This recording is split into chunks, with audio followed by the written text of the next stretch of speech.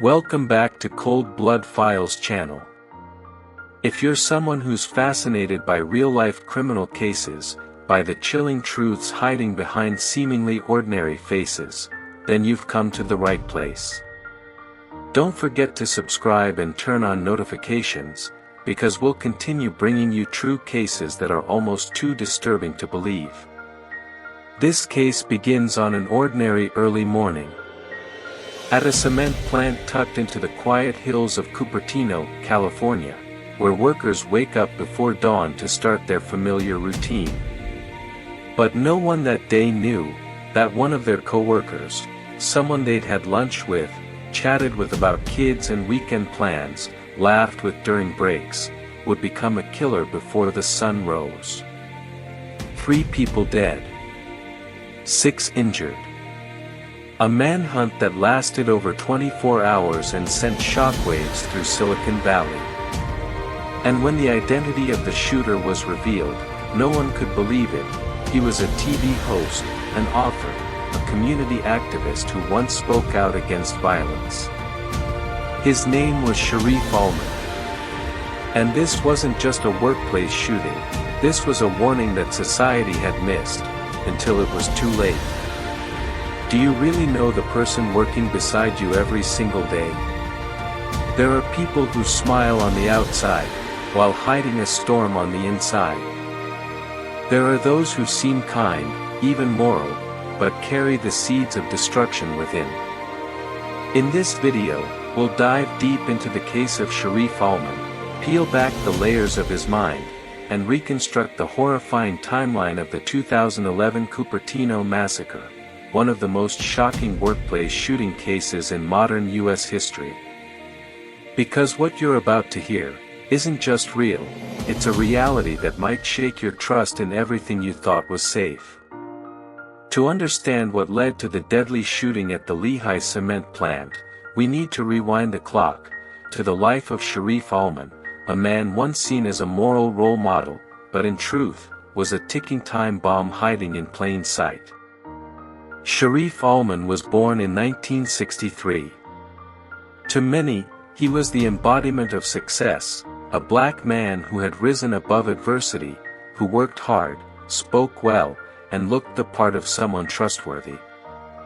He was a part-time TV host on KMVT Channel 15, often seen on a community program where he discussed issues like social justice and personal growth. He even wrote a book on domestic violence, advocating for women's safety and condemning abuse. He appeared at motivational events, speaking to youth about turning away from violence and making better choices. Can you imagine that? A man who stood in front of cameras, told others to live with kindness and integrity, would go on to murder his coworkers in cold blood, point blank, during a morning safety meeting? If that sounds unbelievable, you're not alone. The entire Cupertino community was stunned, not just by the loss of life, but by the identity of the shooter, a man they thought they knew. Despite the polished image, those close to Allman say he was never at peace. He carried deep wounds from his past, injuries, poverty, and domestic trauma he had never truly processed.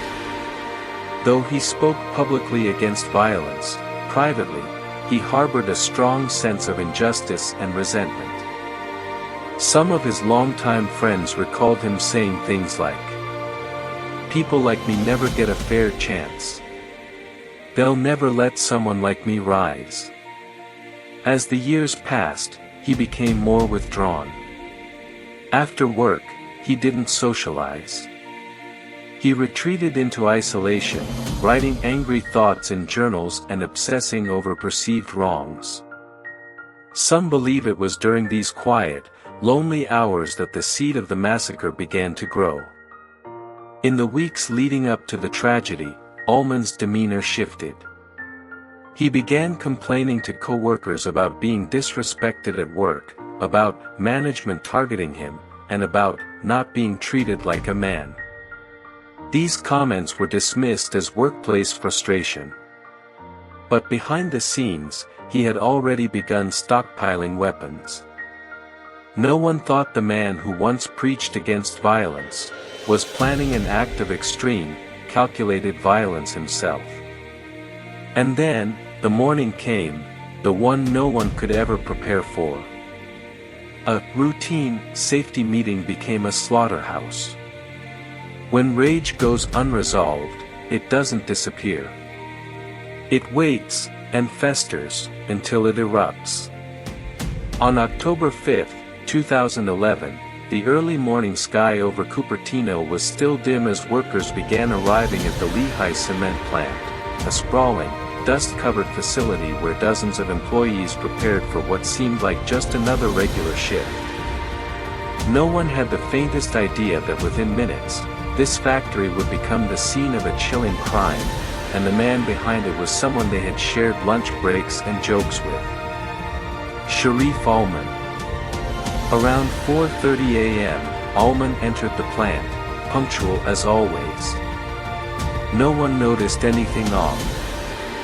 He was known to be serious, disciplined, and dependable. But this time, hidden beneath that calm exterior, he brought with him more than just work equipment. He carried a duffel bag filled with weapons, an AK-47 style semi-automatic rifle, a handgun, and multiple loaded magazines. And disturbingly, no one suspected a thing. His demeanor was composed, almost peaceful. There was no shaking, no nervous glances. It was as if he was coming in for a normal day at work. At around 4:57 a.m., workers on the shift were gathered in a conference room for a standard safety meeting. There were about 15 people present, some sitting in chairs, some leaning against the wall, casually chatting, sipping coffee, waiting for the session to begin. The room was lit with pale fluorescent lights that only added to its sterile, cold atmosphere. A few chuckled at inside jokes. Others were still groggy from the early hour. Shareef sat quietly by the window. He wasn't talking. He wasn't even blinking much. He was staring into nothing, calculating something dark. And then, in a snap, chaos erupted. Without saying a single word, Allman stood up, reached into his bag, and pulled out the AK-47. Without hesitation, he opened fire on the group of coworkers before him. The gunshots exploded through the air, crashing against the concrete walls and echoing like thunder in a coffin. 3 people dropped instantly. Blood pooled quickly on the cold cement floor. Panic shattered the room. Screams rang out. Some workers dived under tables. Others made a break for the door. A few froze, paralyzed by shock. Someone begged for mercy. But Allman wasn't listening. He wasn't there to negotiate. He switched weapons, from rifle to handgun, and kept shooting, seemingly at random, as though possessed by a storm of long-held fury. One witness later claimed they heard him yell, "You think I'm not a man?" A chilling hint at the psychological fuel behind his rage. Maybe, in that twisted moment of clarity, he believed he was reclaiming some warped sense of honor, a distorted idea of masculinity that had curdled into violence. The entire massacre lasted less than 2 minutes. When the bullets stopped flying, Allman calmly walked out of the room like nothing had happened. 3 were dead. 6 more were injured, some critically. He fled the scene, armed and silent. But what he left behind was a blood-stained war zone, and a trauma that would linger for years. Police and emergency units swarmed the factory grounds moments later. Yellow tape went up. Medics rushed in. Survivors wept as they recounted the horror. One coworker said, "I worked with him for over 10 years. He used to invite me to lunch. I never thought he could do something like this. But that's the haunting truth of these kinds of cases. The killer isn't always a faceless shadow. Sometimes it's the person who sat next to you, laughed with you, shared the same long shifts, and then one day, they don't just snap. They explode. The Lehigh plant massacre wasn't just about 3 lives lost. It was a brutal wake-up call for society. What happens when years of resentment go unacknowledged? When emotional wounds are left untreated? When a person convinces themselves that violence is the only way to be heard? Shareef Allman answered those questions in the most terrifying way imaginable, through bullets, rage, and a crime scene that no one present will ever forget. Shareef Allman's rampage at the Lehigh cement plant lasted less than 2 minutes, but the ripple effect would paralyze an entire city for over 24 hours. When the last shot echoed and Allman vanished from the scene like a phantom trailing blood and gunfire, the quiet suburb of Cupertino, a peaceful corner of Silicon Valley, was instantly transformed into a war zone of fear, suspicion, and silence. While the general public scrambled to make sense of what had just happened, law enforcement already knew one thing for certain: a heavily armed killer was now on the loose, hiding in plain sight. Within moments of confirming the mass shooting, local police, SWAT teams, federal agents, and surveillance helicopters were mobilized. News stations flashed emergency alerts. Schools were placed on lockdown. Government buildings were shut down. The usual morning calm gave way to a tense, choking atmosphere. Streets were empty. Windows were shuttered. People whispered in fear. And one name spread like wildfire: Shareef Allman. Once known as a community member, he was now seen as the embodiment of terror. Around 7 a.m., less than 2 hours after the massacre, Allman reappeared, this time in a parking lot. A woman was sitting in her car, just starting her morning commute, when Allman approached, threatened her, and stole her vehicle. But strangely, he let her live. No gunshot. No blood. Just cold fear. It was a move that baffled many. Why spare her? Was she not one of his perceived enemies? Or did he, in some fractured corner of his mind, still see himself as human? The stolen car was found soon after, abandoned in a quiet neighborhood. From that moment, Allman's trail went cold. He had vanished. Police cordoned off the area. SWAT swept through backyards. Search dogs sniffed through bushes and basements. Helicopters hovered overhead, their floodlights piercing through daylight. But there was nothing, no footprints, no movement, no sign of life. It was as if Allman had dissolved into the air. What made the manhunt even more chilling was who Allman had been before this nightmare. He wasn't a stranger to the area. He wasn't a ghost from out of town. He was a father, a volunteer, a cable TV host, a familiar face in the community. He had once stood in front of cameras, preaching about family values, self-respect, and education. And now, that same man was hiding, armed, unstable, and likely desperate. The fact that he could blend in so well, that he had once been so normal, added a layer of psychological terror to an already traumatized city. He could be anywhere. Watching. Waiting. Hours dragged into a full day. The city held its breath. Parents whispered behind locked doors. Children asked why they couldn't go outside. Helicopters still circled, loudspeakers issued warnings, but no one could say where Allman had gone. Every minute he's out there, the risk of him doing something unpredictable increases, said one officer during a press briefing. It wasn't just a hunt, it was a race against something darker, more unstable than anyone could truly predict. And then came the twist no one expected: Allman had never left.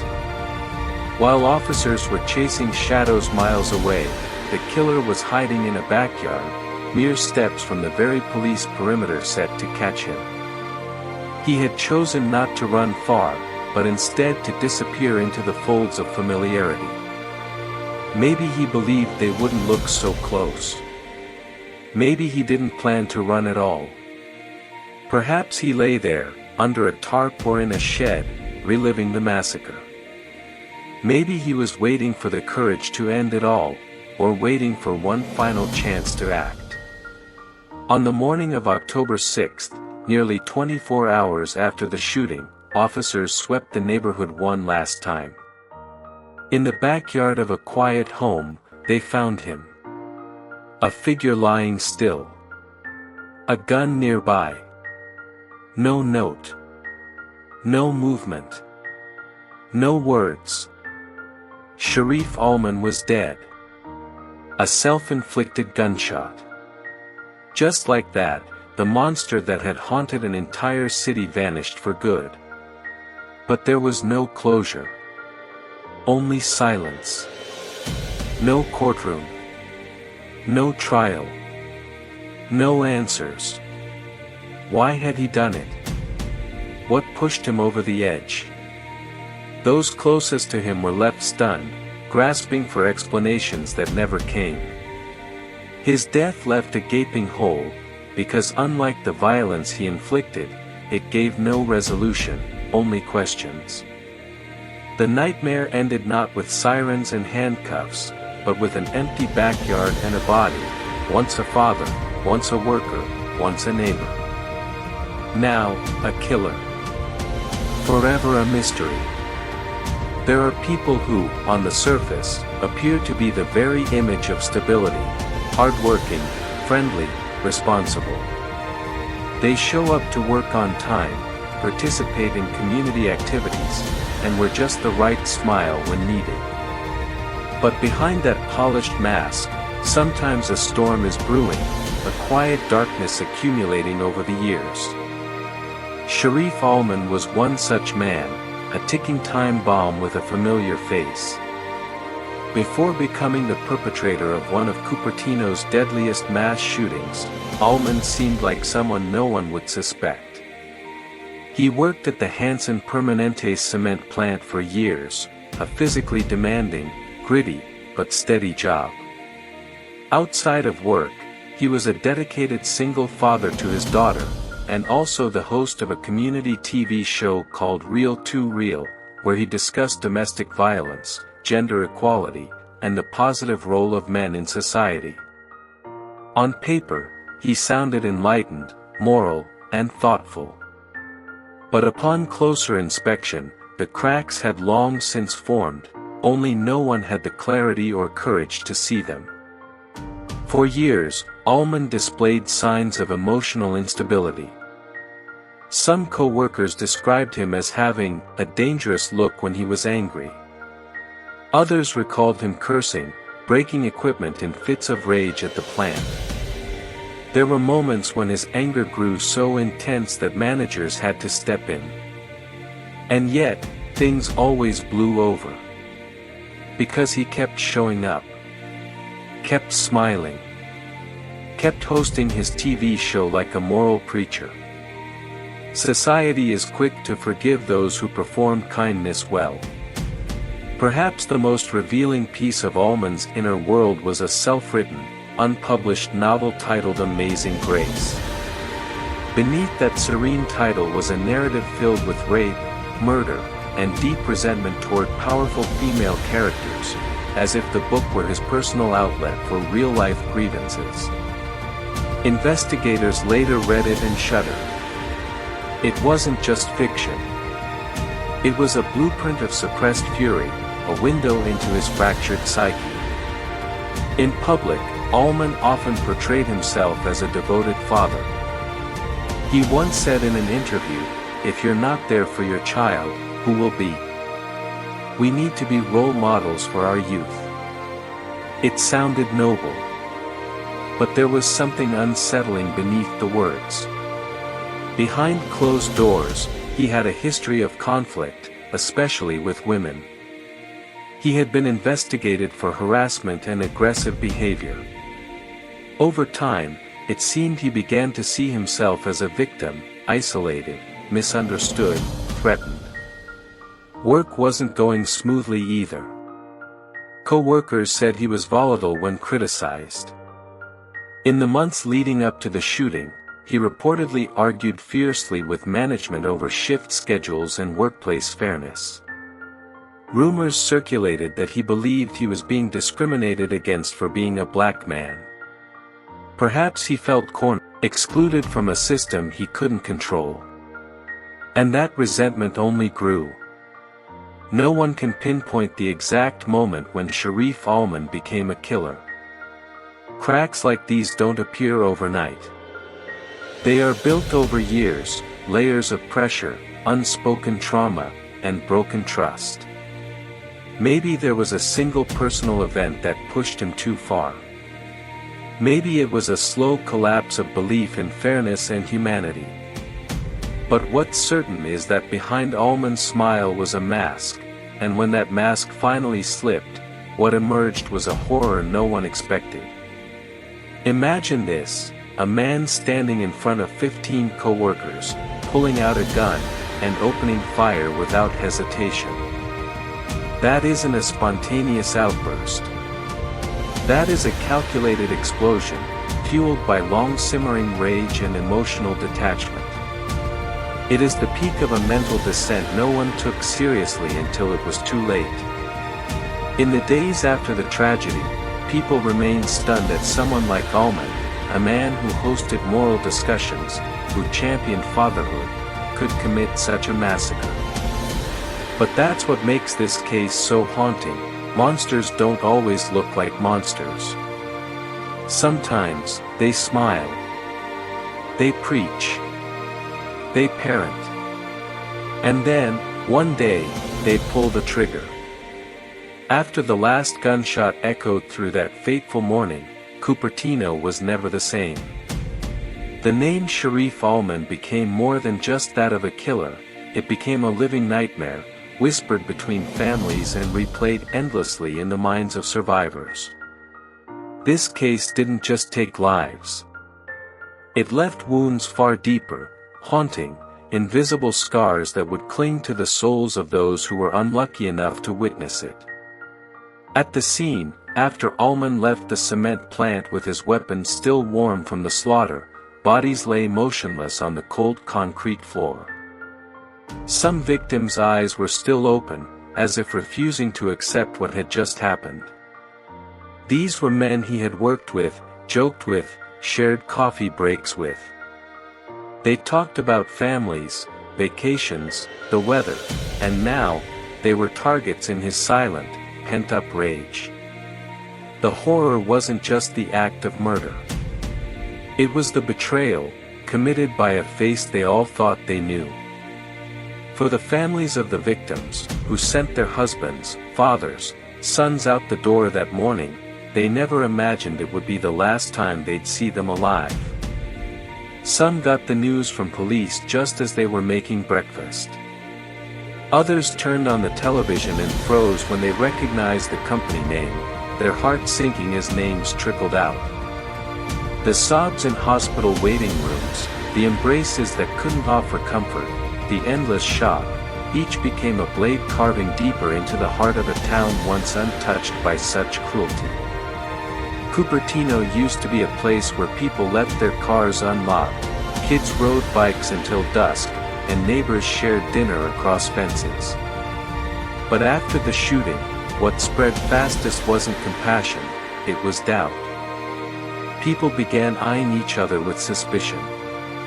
If someone like Shareef Allman, a man who hosted a community TV show, spoke about gender equality, was a dedicated single father, could become a killer, then who could truly be trusted?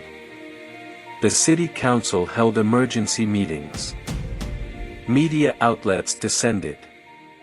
Psychologists, legal analysts, and activists all came forward, trying to explain what had happened. Everyone wanted a reason, a narrative, a logical thread to weave through the madness.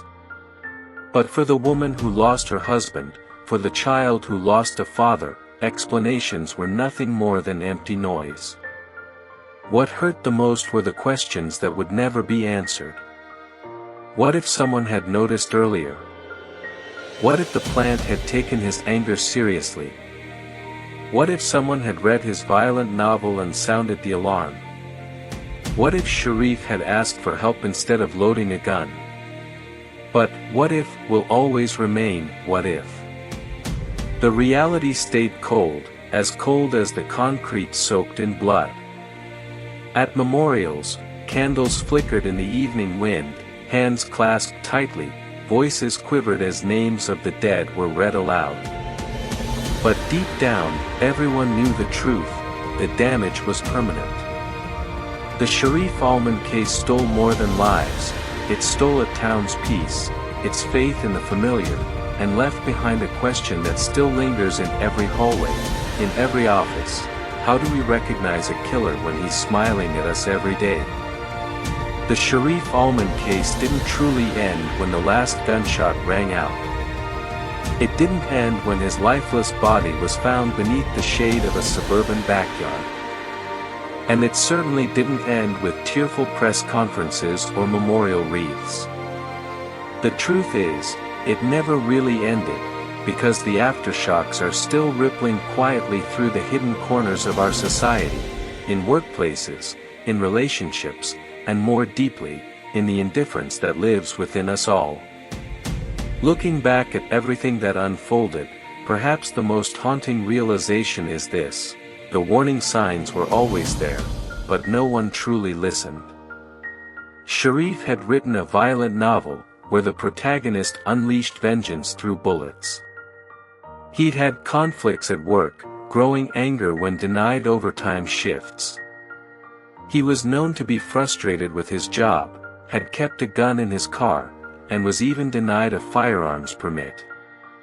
But all of that was brushed off, seen as quirks, as normal stress, or simply ignored. That's the true cost of silence, when a man is slowly crumbling inside, and no one is brave enough to ask why. We often tell each other, everyone goes through tough times, but we never teach each other how to recognize when those tough times have turned into a ticking bomb. In a society that praises productivity and shames vulnerability, men like Shareef Allman, wounded, lonely, simmering with silent rage, are often left to drown in their own darkness. And when that silence festers long enough, it erupts, not just destroying the one suffering, but everyone around him. This case is also a brutal reminder of how we treat men who are on the brink. Shareef was once a single father trying his best. He hosted community television shows, spoke out on justice and equality, and seemed like a role model for perseverance. But no one knew, or wanted to know, that beneath those bright words was a mind slipping deeper into despair. We trust appearances too easily. We love stories of success. And when someone starts falling apart, instead of pulling them back, we turn away, afraid of the mess, the burden, or simply, because we don't care enough. If there's one painful lesson from this case, it's this: we must learn to listen. Listen to the anger that hasn't yet exploded. Listen to the silences that last too long. Listen to the fictional writing that might be a cry for help in disguise. Because sometimes, a small gesture of care, a question, a look, a moment of empathy, can stop an entire tragedy from happening. No one can rewrite the events of that morning. No one can rewind time to stop Shareef from pulling the trigger. But we, those left behind after the bloodshed, can choose to live differently. To not ignore the signs. To not dismiss the warnings. And to believe, truly, that care is never too late, until it is. Cupertino continues to exist. The grieving families slowly piece themselves together. But Shareef Allman's name will forever be etched into the town's memory, a bloody reminder that sometimes, the most terrifying thing isn't the man with the gun, but the crowd that stood by and did nothing. We often think of killers as strangers, outcasts lurking on the edges of society. But the case of Shareef Allman is a chilling reminder that sometimes, the monster doesn't live in the shadows. Sometimes, he's the coworker who greets you with a smile. The father dropping his daughter off at school. The man who spoke about justice on local TV just weeks ago. So what truly drives a seemingly kind man to the edge of massacre? Was it society's indifference?